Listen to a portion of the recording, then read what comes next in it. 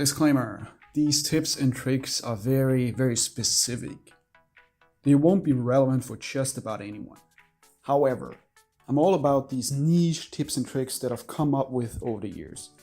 The mainstream, I call it garbage, you can find elsewhere. I'm all about specificity, because there's nothing else that I hate more than mainstream travel videos or guides. They kind of like all seem the same. They all seem to be, somebody paid somebody else to write something about a location, and that person just goes and looks, Bangkok travel tips and rewrites it and hasn't actually been there, has no actual experience. So let's get started. Number 1, ALB or not ultimate test. So in 9 out of 10 cases, if I suspect the girl isn't a real woman, I don't even stop, I just keep walking. That's it. End of the story. In very rare cases, I investigate further. For example, I'm not sure if she's a ladyboy or not, but most importantly, she looks so good that I don't reject the offer right away. And also because there isn't any particular characteristic that stands out, where I say, okay, this is obvious, this is a ladyboy, so I can just keep walking. It looks like very attractive woman, but it's like, looks too good to be true. Like, I'm thinking, is this actually a girl or is it a ladyboy? So then, of course, I ask for her ID. And sometimes I had it where they even show me naked pictures to prove their point. But even then, that wasn't enough for me to be convinced. So I came up with an additional strategy. So basically, the last resort, if I've seen the ID, maybe even pictures, I just say that my hotel charges a 1,000 or 2,000 baht joiner fee for ladyboys. If she's okay with that, then it's pretty much guaranteed that she is really a lady.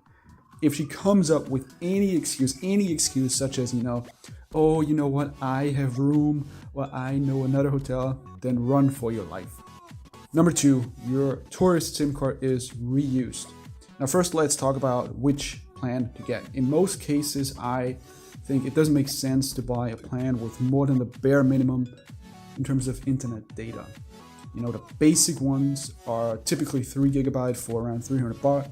Once you've used all of these 3 GB, you can still use the internet, but it's simply reduced speed, okay? Reduced speed, in my experience, is still good enough for most purposes. For example, you use navigation or you simply text with girls. And you would only need this in cases where you don't have access to Wi-Fi, which is widespread, pretty much anywhere. You can have access to Wi-Fi. Even if you're in the public, on the street, on Walking Street, Bangalore Road, you have Wi-Fi there. And many of the Wi-Fis are hotspots where it's unlocked and you can just connect to it. One interesting thing that I have noticed is that tourist SIM cards tend to be reused, at least the ones that I have had. And I noticed this a few months ago. I got a new SIM card, installed Line Messenger app, and suddenly I had about, I think it was 25 different people add me. And no, I don't mean the official accounts, from brands or celebrities, which are sometimes added automatically. The people that were added were not even girls, just random Thai people from various walks of life, like teachers, policemen, doctors.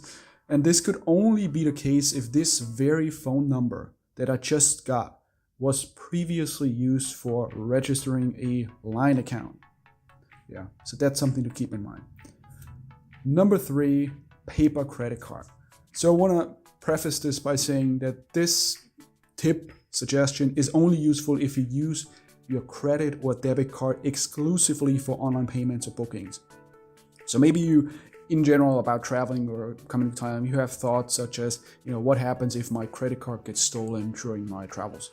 Or what if somebody sees the card details and then uses them for fraud? I mean, yes, there's fraud insurance, as all major credit card companies have that, but with a bit of effort, you can eliminate all the risks, practically all the risks.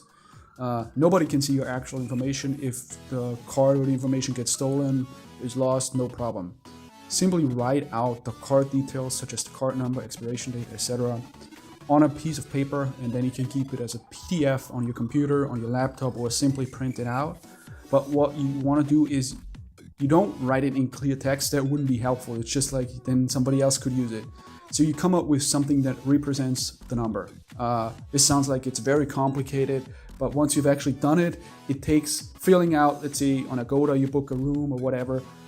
Doing it that way takes maybe an additional minute as opposed to just taking the numbers directly from your card. So for example, let's say the first 2 digits of your credit card are 13, okay? Let's say you have 1 sibling, then you would write number of siblings I have.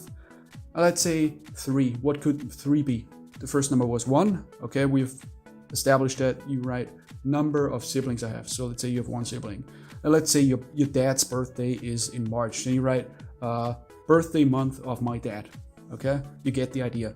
And this is only for you if you're paranoid and you like to take extra precautions rather than worry about it all the time, losing your card or whatever. If you speak some local dialect or some slang or even an entirely different language, then this works even better. But in essence, nobody can use that information because only you know what it stands for and only you know the answers,